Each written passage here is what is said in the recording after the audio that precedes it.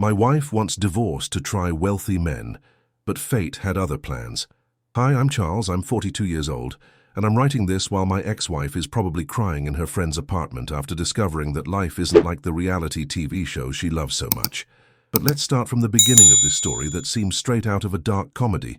I was married to Patricia for 18 years, she's 38. We met in college when we were both studying business administration. She was that popular girl everyone wanted to date, and I was the typical nerd who spent his time studying and working part-time to pay for school.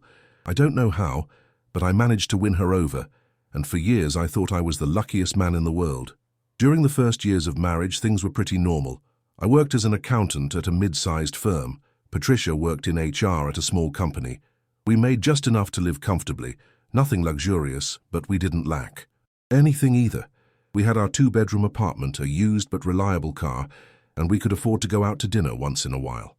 Ah, the sweet days of shared mediocrity. If I had known, that would be the happiest time of my marriage. But Patricia was always ambitious. Not in a constructive way, but in that way that makes you feel like you're never good enough. She constantly compared our life to her friends, married to doctors, lawyers, or businessmen. Look how Sophia lives now. That she married that surgeon, she'd tell me while looking at their Instagram photos. When are we going to be able to travel to Europe like Valeria and her husband? I tried to explain that every couple has their own pace, that we were building something solid together. I even worked overtime and took a finance course on weekends to get better job opportunities. But it never seemed to be enough for her. Things started to change about 3 years ago. Patricia began acting strange. She dressed more elegantly for work, came home late with excuses about work meetings she'd never had before, and suddenly had very specific opinions about expensive restaurants and luxury brands that had never interested her.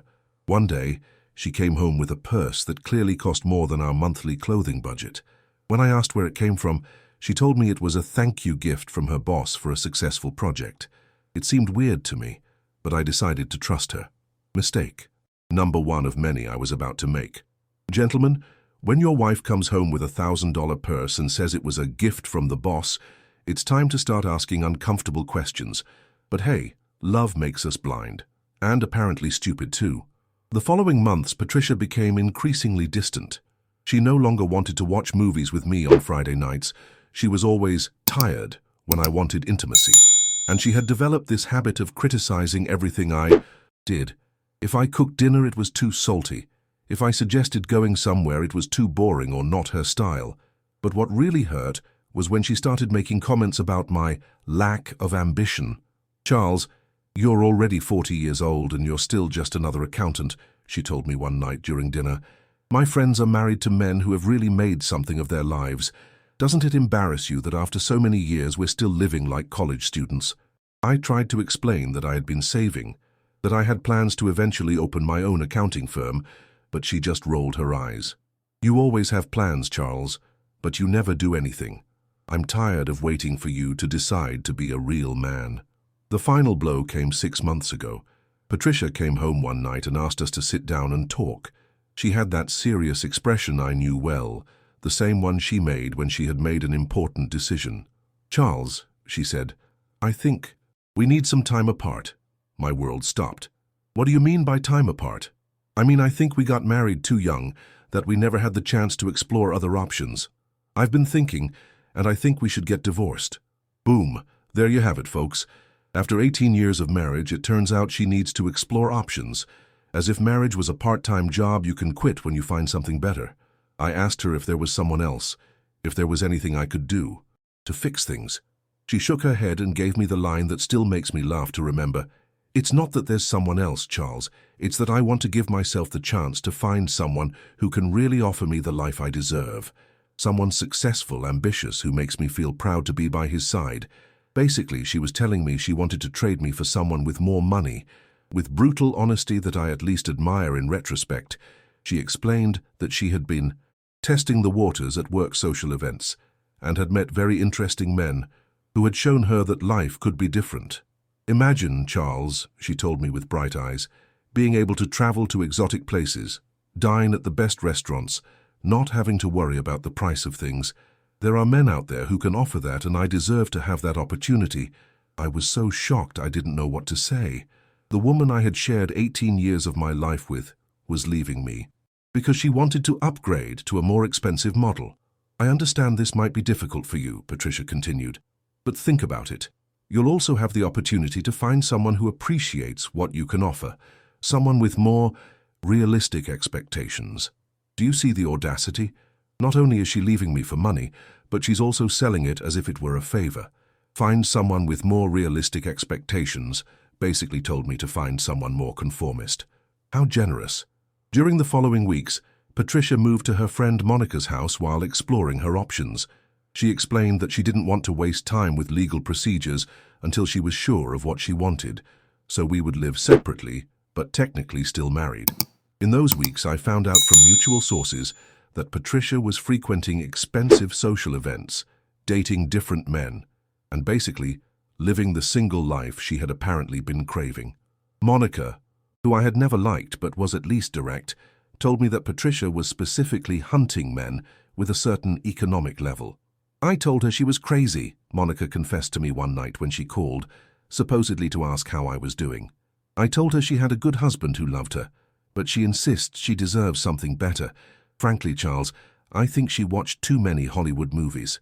While Patricia lived her Sex and the City fantasy, I stayed in our apartment, trying to process what had happened.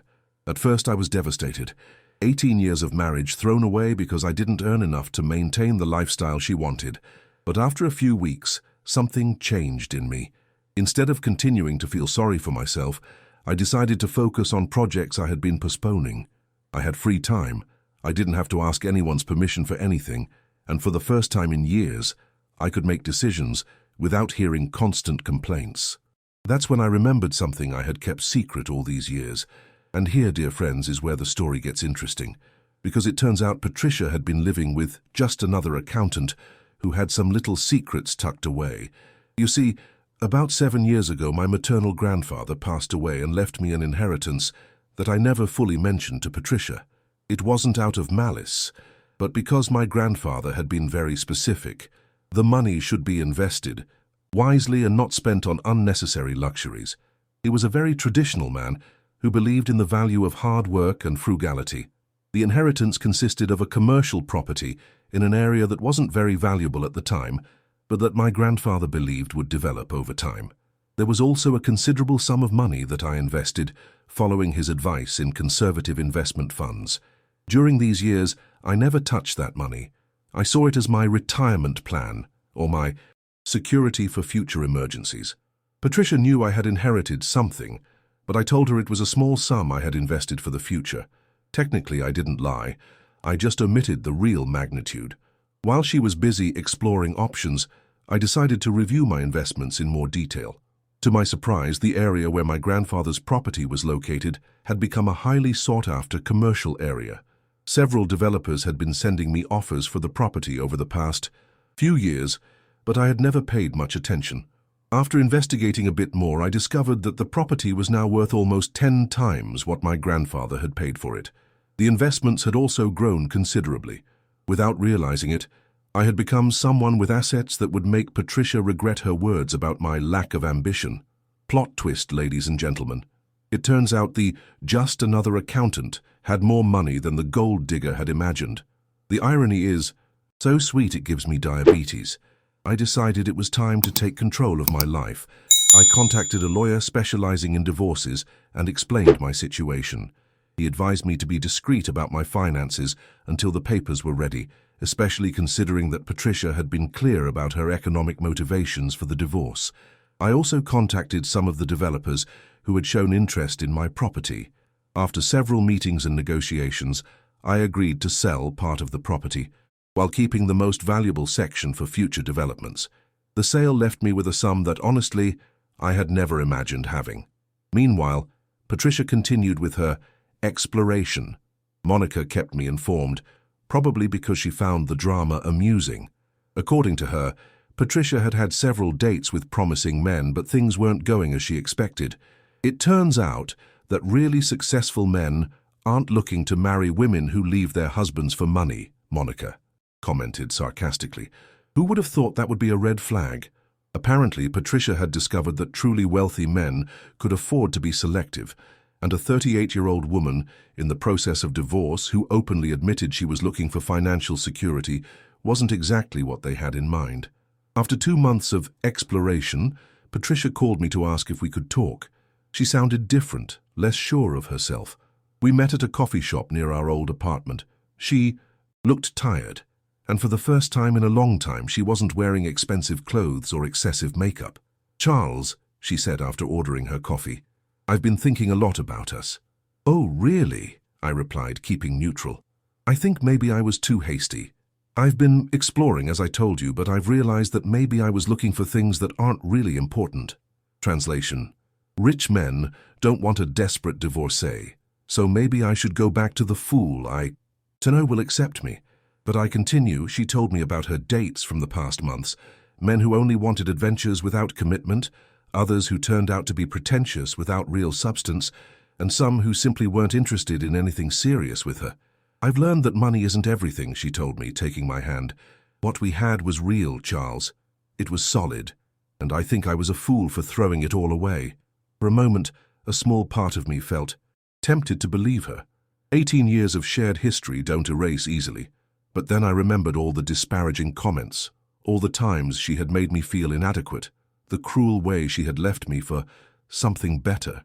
"Patricia," I told her calmly, "I appreciate that you came to talk to me, but I think it's too late." Her face changed immediately. "What do you mean?" "I mean, I already started divorce proceedings. My lawyer should be sending you the papers this week." She was shocked. "But I thought we could try again. We could go to couples therapy. We could—" "Patricia," I interrupted her, "you were very clear about what you wanted. You wanted someone who could offer you the life you deserve, someone successful and ambitious. Well, it turns out you're right. You deserve someone like that, and I deserve someone who values me for who I am, not for my bank account." Look at that beautiful moment. She comes back with her tail between her legs after her plans didn't work out, and it turns out it's already too late. Life has a very twisted sense of humor. The following days were interesting. Patricia tried to call me several times, but I had decided there was nothing more to talk about. The divorce papers arrived at her office, and according to Monica, she had a nervous breakdown when she realized I was serious. But the best was yet to come. As part of the divorce process, we both had to declare our assets. I had been completely honest with my lawyer about my financial situation, and he had advised me on how to legally protect my premarital assets. When Patricia received the information about my real net worth, Monica called me laughing. "Charles, you're not going to believe this. Patricia is completely hysterical. She showed me the divorce papers and can't believe the numbers. She keeps saying it must be a mistake, that you can't have that much money. It turns out my just another accountant husband had a net worth that far exceeded what any of her suitors could offer. The irony was too perfect. Can you imagine Patricia's face when she discovered that the unambitious man she left for someone more successful turned out to be more successful than any guy she had met? If this were a soap opera, it would be too exaggerated to be believable. Patricia tried to contact me desperately. She sent me text messages, emails, even showed up at my office once, but I had made my decision. No matter how much money I had, she had already shown her true character, and there was no going back. The divorce was finalized 3 months ago. Patricia didn't receive a penny of my premarital assets, and since we had had separate finances during the marriage, the division of assets was quite simple. She kept her things, I kept mine, and everyone went their separate ways. Update 1. It's been 6 months since the divorce was finalized, and I thought you'd like to know how things have evolved. Patricia, according to Monica, who continues to be my involuntary gossip source, has had to move to a much smaller apartment. Apparently, the HR salary isn't enough to maintain the lifestyle she had been imagining. She has tried to resume her explorations in the dating world, but now that she's officially divorced and no longer has the youth of her 20s, things aren't going as expected. She's bitter, Monica told me during one of her gossip calls. She keeps saying you made a mistake not giving her another chance, that if she had known how much money you had from the beginning, she never would have left. That last part makes me laugh a lot. She basically admits that if she had known I had money, she would have stayed. Not for love, not because she valued our relationship, but for money. It's exactly the confirmation I needed that I made the right decision. As for me, life has improved considerably. I finally sold all of my grandfather's commercial property at a price that allows me to live comfortably for the rest of my life if I'm smart with investments. I decided to take a sabbatical year to travel and do all those things Patricia always said were boring or not her style. I've visited several countries, taken cooking classes, joined a photography club, and basically am rediscovering who I am when I don't have to listen to constant criticism about my lack of ambition.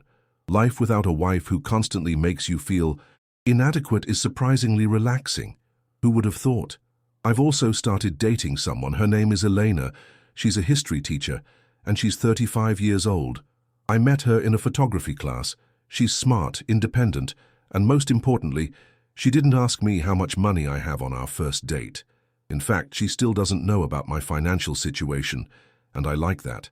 When I'm with her, I feel like she values me for who I am as a person, not for what I can offer her materially. Patricia found out through our mutual friends that I'm dating someone, and apparently she didn't take it well. Monica told me that Patricia made disparaging comments about Eleanor, saying she was probably another conformist without ambitions, like me. The irony is delicious. The woman who left me for not being successful enough now criticizes my new partner for not being ambitious. You can't make up this level of hypocrisy. Update 2. More than a year has passed since the divorce, and I feel it's time to close this chapter with a final update. Patricia finally gave up on her attempts to reconnect with me after I let her know through my lawyer that any additional contact would be considered harassment. According to the latest news I have, courtesy of Monica, who apparently never gets tired of drama, Patricia is dating a guy she met on a dating app. He seems to be a good man, works in sales, and from what I understand, earns a decent salary, but nothing extraordinary. The funny thing is that Patricia is now experiencing exactly what I lived through for years, being with someone who constantly makes you feel like you're not enough. According to Monica, Patricia constantly criticizes her new boyfriend for not being more ambitious, for not earning more money, for not being able to take her to expensive restaurants every weekend. It's like seeing you 2 years ago, Monica told me, laughing, but in reverse. She's the one who's always dissatisfied, and he's the one desperately trying to please her. Life has a very particular sense of humor. As for me, Eleanor and I moved in together 3 months ago. I decided to tell her about my financial situation after we had been dating for 8 months, and her reaction was perfect. She was surprised, but it didn't change the way she treated me. She didn't start suggesting more expensive restaurants or luxury trips. She simply said she was glad I had financial security and continued being the same wonderful person I had met. Imagine that. A woman who doesn't change personality when she discovers you have money. Apparently they do exist. Who would have thought? We're planning to get married next year. This time, however, I'm going to be completely transparent from the beginning about everything. My finances, my expectations, my boundaries. I've learned that secrets, even well-intentioned ones, can complicate relationships. I've also decided to use part of my money for something I'm really passionate about. I'm in the process of opening a small financial consulting firm, specializing in helping middle-income people better manage their finances and investments. It's something I always wanted to do, but never had the capital or confidence to try when I was married to Patricia. The last time I heard something direct about Patricia was a few months ago. I ran into her at the supermarket, and honestly, she looked pretty defeated. We greeted each other cordially, exchanged some superficial comments about the weather, and each went our separate ways. But just before we parted, she told me something that stuck with me. "Charles, I hope you know I don't hold any grudge against you. I think we both needed that experience to grow as people." The classic redefinition of history. Now it turns out that leaving me for money was a personal growth experience for both of us. If that helps her sleep at night, so be it. The truth is, I don't hold a grudge against her either. I'm grateful to her in a way. If she hadn't been so clear about her priorities, if she hadn't left me so cruelly, I never would have rediscovered my own self-esteem. I never would have met Elena, never would have decided to take risks with my career, never would have learned to value myself independently of what others think of me. Sometimes the worst things that happen to us turn out to be exactly what we needed to find something better. So, there you have it, the complete story of how my wife left me for money, and I ended up being more successful and happy without her. If you're going through something similar, my advice is simple. Don't chase someone who doesn't value you. Don't try to change to please someone who will always find something to complain about. And never compromise your self-esteem to maintain a relationship that makes you feel inadequate. Life is too short to waste it with people who can't see our value. And that's it, friends. I hope you enjoyed this emotional roller coaster as much as I enjoyed living it. Well, maybe not as much, because being in the middle of it was pretty horrible, but you get the idea. I want to know what you think. Do you think I did the right thing by not giving Patricia a second chance? Or should I have been more understanding of her mistakes? Leave me your comments below. If you liked this story, don't forget to give it a like, subscribe to the channel, and share it with that friend who always has drama in their love life. And speaking of drama, I have another incredible story right here on screen about a mother-in-law who thought she could manipulate her millionaire son-in-law. Click to continue with more stories that will make you believe your family problems aren't so bad after all. See you in the next video, and remember, sometimes the best thing that can happen to us is for the wrong people to leave our lives.